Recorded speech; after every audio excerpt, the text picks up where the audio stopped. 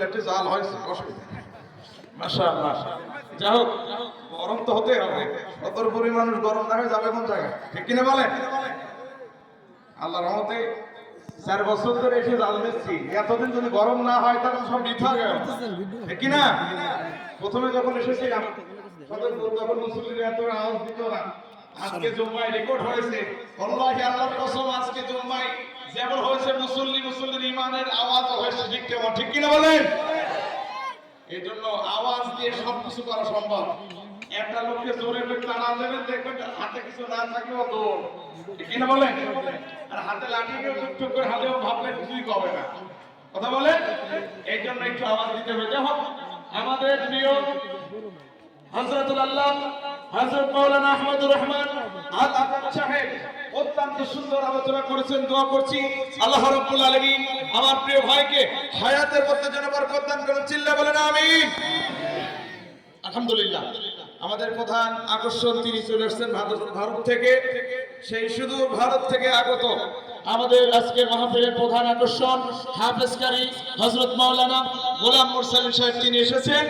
তিনাকে সহ আমরা সবাই মিলে আজকে আমরা এই যে আমাদের মাদ্রাসা, আমাদের এখানে গাছ লাগানো, গাছের ফসল আমরা প্রত্যেক বছর কম বেশি পাই, এই বছর আমরা পেয়েছি।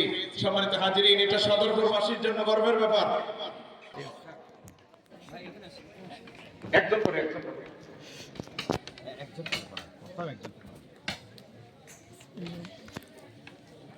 আলহামদুলিল্লাহ, হাফেজ মোহাম্মদ সাইদুল আজমকে পাগড়ি পড়াচ্ছেন আমাদের ভারতের মেহমান।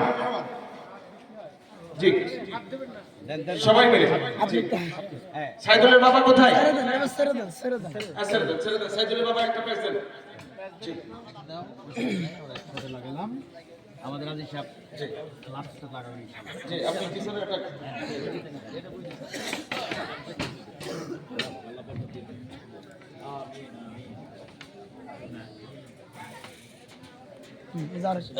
আলহামদুলিল্লাহ। আজি সাহেব আসেন, ঠিক আছে। এবার আমাদের ছাত্র হাফেজ ইব্রাহিমকে আমাদের চট্টগ্রামের বক্তা, প্রধান বক্তা এবং ভারতের বক্তা দুজন মিলে পাগড়ি পড়াচ্ছেন।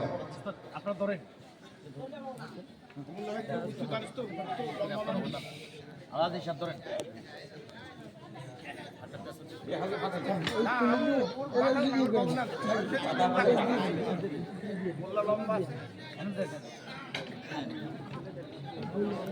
ঠিক আছে, ভারতের মেহমান একটা ভালো করে তুলেন, আপনি এদিকে আসেন।